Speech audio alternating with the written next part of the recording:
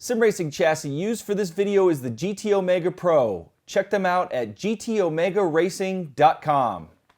Welcome to Inside Sim Racing and my continued coverage of project cars. This time I'm on the PS4 and I'm not going to do much driving for this. I might do a little bit at the end. Actually, I will do a little bit at the end. This I'm going to go over force feedback settings, and this is going to apply to the PlayStation 4 version, the Xbox One version, or the PC version. I don't know about the future versions, Steam OS and Wii U, but anyway, I'm going to go over some of my findings. I have been scouring forums, and people have even been sending me some emails. Actually, I'd like to thank Robert Waddell for sending me this detailed guide, and people have been posting on our forums at isrtv.com. And I invite you to come share your settings. And there are so many variables, 37 I counted, between just the standard sliders, the force feedback calibration screen, and the in-car settings. So I'm gonna hopefully provide some insight to you guys on how to get your force feedback set up, because some people have been either complaining or lost. And I gotta say, a lot of the default settings don't feel right. They're either too heavy or too light. I gotta say, so far on the PS4, on my findings, too heavy on a lot of the cars. On the Xbox One, they were a little on the light side. So, but all of these sliders exist on all three platforms, so you're gonna be able to adjust based on your system. And you should, you know, again, I'm not gonna give you the perfect settings. It really is going to depend on what you like personally, and you're really going to have to act like an engineer or a mechanic and do your own tuning. Those of you on the console are not used to this. This is something completely foreign and new to you, and I understand your frustration if you bought this on the console, but it is what it is. If you want the most realistic experience on project cars, I recommend watching this. And then I'm going to have links in our forum to some threads. I'm going to post Robert's guide in our forum, so I'll have a link to that. And look around for settings for you, but it's going to change per car and it's going to change per system. So anyway, I'm going to give you the basics and then maybe do a little driving at the end. Oh, by the way, I'm in my GT Omega Pro racing chassis, running the T300. Make sure you got it set on PS4 mode if you're running a T300. I like the stock rim for project cars on the PS4 because I have more button options. I think almost double that I had on the Xbox One. I have the TH8A shifter hooked up, which I'm not going to use, but it works. Actually, maybe I will use it, depends on which car I'm driving. Works perfectly with my T3PA pedals. So let's get started. Okay, so I've got my notes here, and starting from the main screen. And some of this I went over in my PC and Xbox One, but if you're, and again, this is going to apply to all systems. So first thing you do is go to options, and let's just go to controls. I'm not going to go over all the other stuff. First thing you should do is calibrate your wheel. So on the PS4, you hit the square button. By the way, it looks like it's only 900 degrees of rotation that's supported here on the PS4, which is plenty. So make sure you go through all of this. I usually set 90 degrees so it's right at the degrees of rotation. And then when you get that done, hit X to finish. Wheel will snap back to center. Make sure you save it. Calibrate your pedals. So it's L2 here. And that's another thing. I don't have to use my pedals to navigate on the PS4, which I like. Okay, so you start. Just go. I would push all the pedals slowly, and I like to short calibrate my clutch. Somebody told me not to do that, but I personally like to do that. Oh, it just went full, so it doesn't matter. So anyway, calibrate all your pedals and then hit save. So now you can calibrate force feedback, which is down in the right corner here, and you can hit R2, but there's more sliders, some of the 37. So on the PS4 here, you go to, you hit the right paddle. I turned my dead zones off. I just left my steering sensitivity default on everything. And you can adjust it if you want a more sensitive feel on any of those sliders. So then here's where it starts. I believe speed sensitivity is going to have an effect on your force feedback or your feel. I have that at 0, that's default.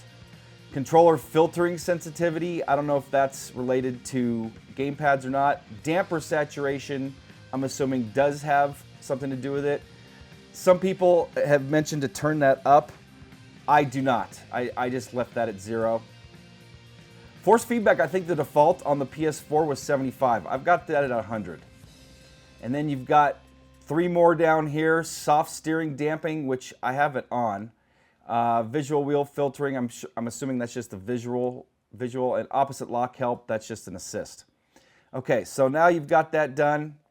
Go back to the main controls screen, and let's go to calibrate force feedback. Now, tire force is your first one here, and default is 100. I've got mine at 115. And then I've really just kept that at 0, but I've got a few tips on where to put that. I'm not even going to touch those. I'm not touching any of this linkage scale, linkage stiffness, relative adjust gain. There were some, here's a tip on relative adjust gain. Okay, here's my relative adjust gain. They're saying 1.10, which won't go there. So I'll go to 1.08 here on the PS4. Relative adjust bleed 0.10, and relative adjust clamp says 0.95. Closest I can get is 0.96, so I'm going to leave that. And then you got scoop knee, and basically that's the force level where the forces change from shallow to steep. I mean, again, there's so many variables here.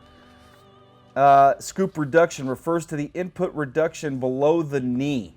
Soft clipping, half input, soft clipping, full output. So I've left most of these as default, and I just told you some of the tips for changing them. And again, your tire force refers to the percentage of tire-related forces used to influence. You can go all the way up to, I think, 200. But 115 was recommended in one of these guides here, and that's what I've been using, so I'm just going to stick with that. Now, and again, you can edit your assignments here, and I recommend mapping something to seat forward and back so you can adjust your field of view.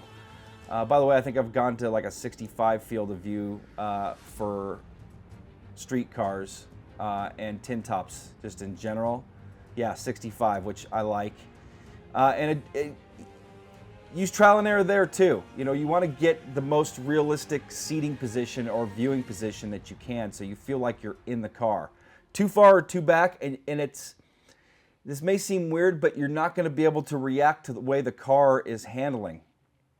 So, now, there's 2 places you can adjust force feedback per car.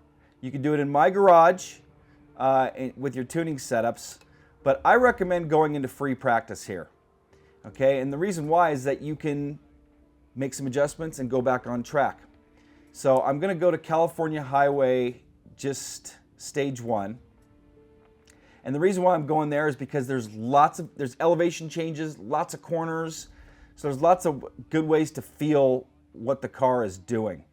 And I think at the end then I'll run this stage 1 and see if I can get a lap time. And now I'm going to pick a car. I'm going to pick something a little more on the street side. Actually, let's go with this Renault Megane. I think this is a front-wheel drive car. Actually, let's see here. View info. Yeah, front-wheel drive. So let's get a front-wheel drive car, and let's take it for a test drive. You can adjust weather and stuff here if you want, but I just leave it at default. So go to Edit Tuning Setup, and you start with just your vehicle setup, but then if you hit the R1, you go to Force Feedback. And now here's where it really gets, by the way, your car starts moving too, which I don't like when you're in this screen. You really can't even control it. You can't hit the brakes. Actually, I hit the gas or brake and it changes screens. So starters, you got your master scale. And these up here, so you see there's even a little line under MZ scale. I'd say these are some of the most important, and that's based on what some of these other guys are saying. And this guy's saying too that arm angle means a lot. And I'm under spindle. So What I've noticed, I'm going to just go drive here really quick, is the default with the master scale at 26 and the FX, oops, hit the brake and that's what happened. The FX, FY, and FZ scale and the MZ scale all set at 100, way too heavy on the PS4. So if you're just using the defaults there, it's not going to feel right, or it's going to just feel too heavy to you. Let's reset the car here. Oh, I just stalled it. By the way, I have automatic start checked, and it doesn't automatically start, so if you stall it, you're stuck. So I set a ignition, or start.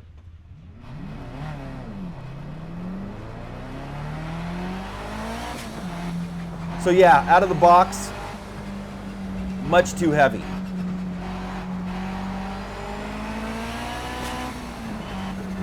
So now let's just go back, and you restart session. Yes. And this is in my opinion, the best way to do the trial and error on this. Then edit tuning setup, and then go back to force feedback. And now, here's some, it says FX, FY, and FC scales refer to the fraction of longitude, lateral, and vertical tire forces fed to the force feedback system. Now, so FX is the longitudinal force on the tire contact patch.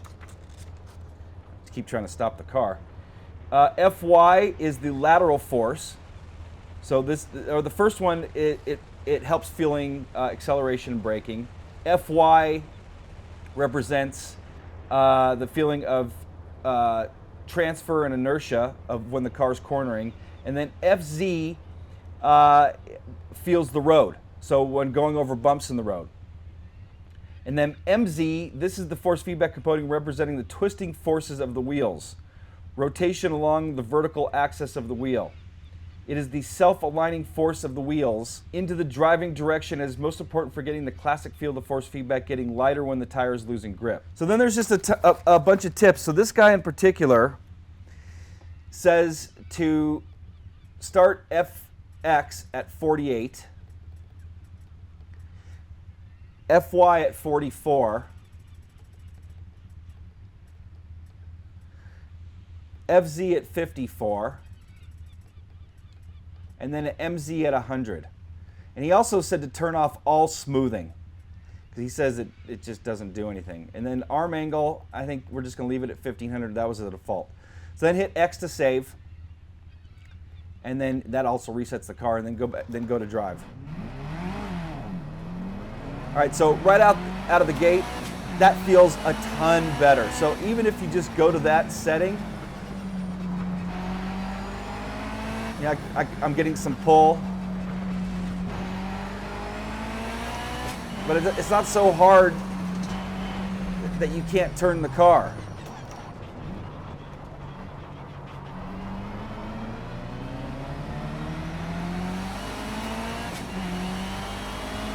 So actually, just right out of the gate, that feels pretty good. Feel the weight transfer there as I was braking into the corner. Felt the bump as I went over the dirt. Let's go over here. See, I'm feeling some bumps in there. Let's hit the guardrail. As you can see, it's so. Now let's go back. Restart session.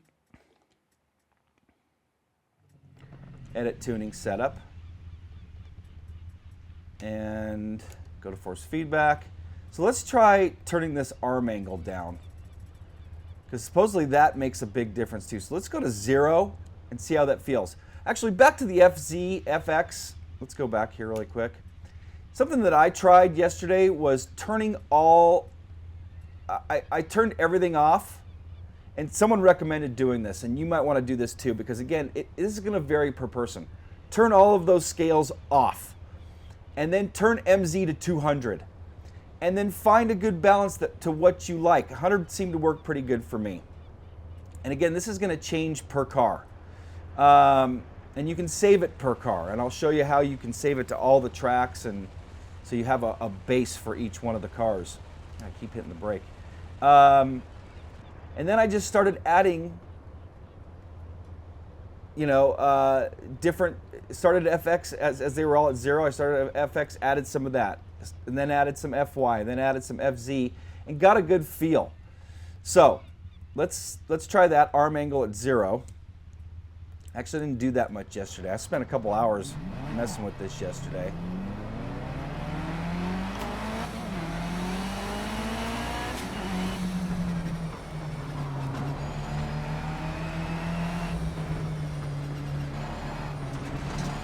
So honestly, I'm not feeling that big of a difference. Still feel weight transfer.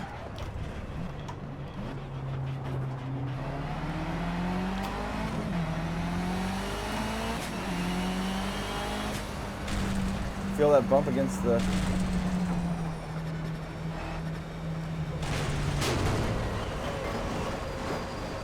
Okay, so let's go back now and turn that to 0.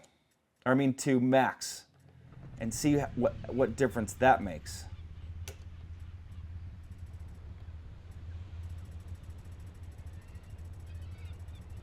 So max is 4,500. So I would imagine that's gonna...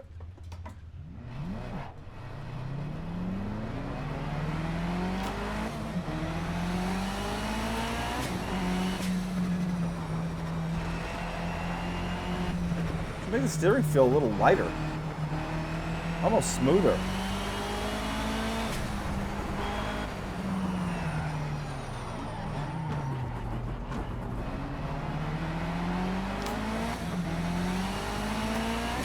Yeah, definitely lighter, not as heavy, but I can still feel the forces.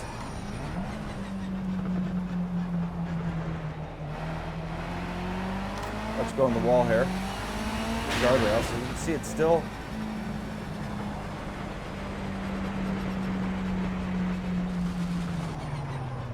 All right, so let's see what that's supposed to change there.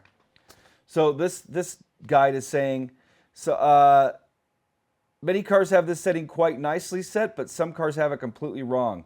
This setting is key to getting a proper feel of the forces throughout the whole range of slip angles. If you set the value too low, you'll have a very tightly centered wheel with little force feedback once you cross over optimum slip angle. If you set the value too high, the opposite happens. The wheel is very light and slow in the middle and gets progressively stronger the more you turn the wheel. Set it just right and your wheel will be giving you amazing detail. So there's that. So actually I'm going to set that back to, actually I'm going to set it at about 2,000, put it right about in the middle. So there's that. Now, your other setting is body and SOP. SOP stands for standard operating procedure in most circles, but for this it means seat of the pants. And if you're not sure what that means, seat of the pants is basically when you're driving a real car, you're feeling the car move under you.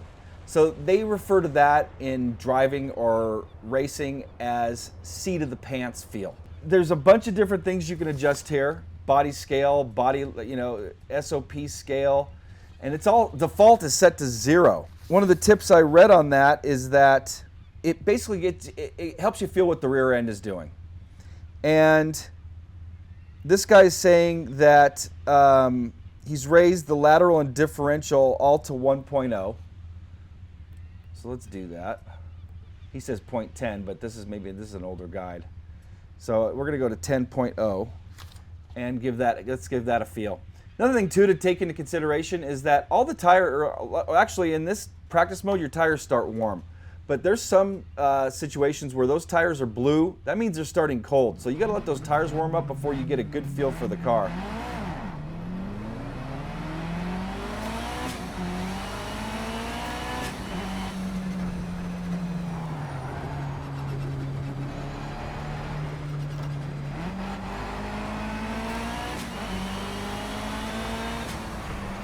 Yeah, see, I'm getting a good weight feel now. Kind of could feel the car stepping out.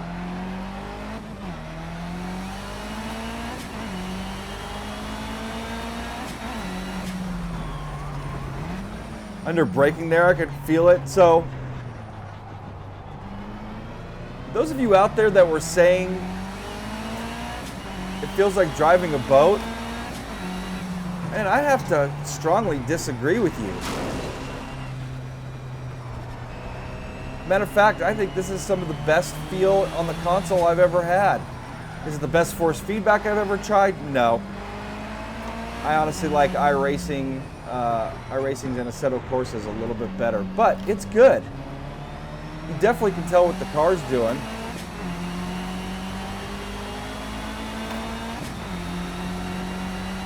What I like to do too is, when I really start getting dialed in, is drive a little bit further. Oh, misshifted there. And you go over, right there I felt the car get a little light and that as I was coming over that crest. You crest, the car crests, and you really feel the wheel get light.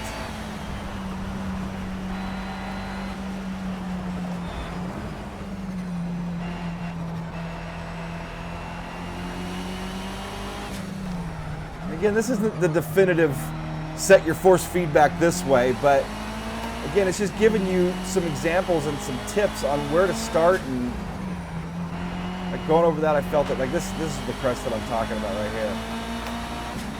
Like I felt like, I don't know if you saw the wheel dance there. So as I was bouncing, the wheel was dancing with it. So anyway, there's that. Now let's go to another car really quick. Actually, before I do that, I'm going to show you how to save it for all the tracks. So when you go back in that particular car, remember this is per car. Every car is going to change on those particular settings. So I'm going to show you where to go so you can save it for every track as a base, and then you can make adjustments to it per track. So if you go to My Garage, edit current setup. Okay, so if you look, if you go to Force Feedback tab, it's got all the settings that I just applied. 2000 for the arm angle. It's got the, actually maybe I needed to turn that up a little bit. So I'll leave that, I'll leave that at 2. So anyway, I'm going to save that. It's giving me the option to save it all, or I can save it in a specific location. So if you want a specific location, hit your paddle, and then check off the locations that you want to save it for. You know, if you just wanted to save it for, let's say, Azure Coast, that's similar to what I was running in the California. It's like a point-to-point. And then I'm going to save it to all. And so that'll save those force feedback settings to every track. The car is going to be different, but at least you got a starting point for that particular car on your force feedback. So that's that. So let's go now try a different car. I'm going to show you how those force feedback settings basically go back to the default. Let's drive something a little more hopped up here. I'm assuming that's a rear-wheel drive car. I'm assuming it's got a lot more horsepower than what I was just driving. Okay, so again, edit tuning setup. Go to your force feedback tab, and then look, everything's back to 100. So remember, it's per car per track. So I'm going to start a little bit lower here. I'm going to match that at 40. And then the FZ scale, I'm going to add a little more because that's for bumps and stuff. So I want to get a little more feel on the bumps. Remember, turn off the smoothing. You're supposed to turn that off. And the arm angle's at 1500. So I'm just going to give that a try. And let's turn this all up just 1, no damping, and save.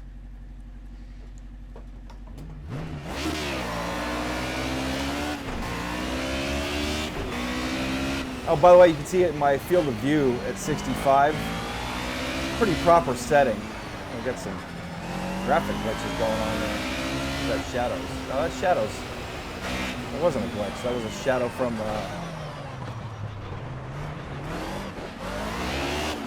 Yeah, see, I can feel the car getting loose or oversteer. I am feeling the bumps more with that setting at... Yeah, definitely feeling more bumps.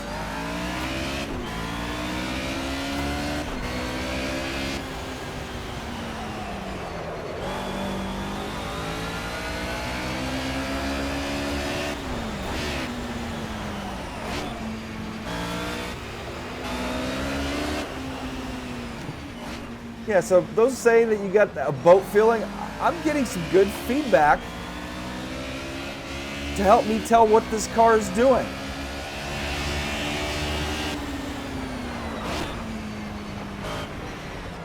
I think it'll let you cut there a little bit without invalidating your lap. See, I'm feeling the oversteer there. Feeling that bump. Yeah, I like that set the bump. That I think it's FZ. I like that setting a little bit higher.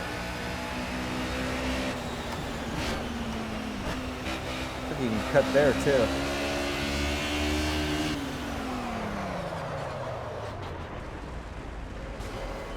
All right, so let's just go back here. Remember, restart session. I'm actually going to make a quick change to this car's setup. I like the steering ratio, felt good. I'm going to dump some fuel, lighten up the car a little bit. Don't need all that fuel. And force feedback, again, felt pretty good. So this FZ scale, I got at 74. Actually, let's crank it at 80. See how that feels. I like 40 and 40. It felt good. I've just kept the master scale at 26. Arm angle at 1500. So, you know, and if you want to mess with these other things, I would do one slider at a time. Go drive a little bit. See what it does. And then just remember to save it. All right, so we're going to wrap things up here. Hopefully you've got some good information. And again, come to our forums for more. I could be here for hours going over each one of those sliders and tuning it. But I just wanted to give you guys a heads up. If you didn't know that those extra settings existed, all 37, that now you know where they're at. And I'm giving you some baselines to work with. And again, come to our forums. I'm going to post these in our forums. I'm going to put a link right here in the description. And you can come check it out. So I'm going to drive the rest of this. No commentary. Going to turn this camera off. Hopefully you've enjoyed this. I'm Darren Ganch for Inside Sim Racing. Check out what my lap time is and see if you can beat me in the Mercedes-Benz 190e 2.5-16 Evolution 2 DTM car. So I'm going to restart.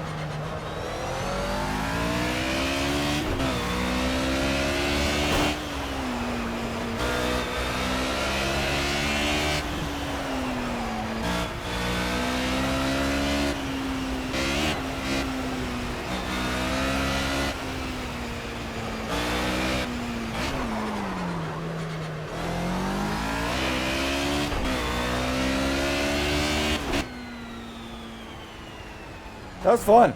That was really enjoyable. Let's see how much of a replay I got on. Oh, so it looks like PS4 gives me a full replay.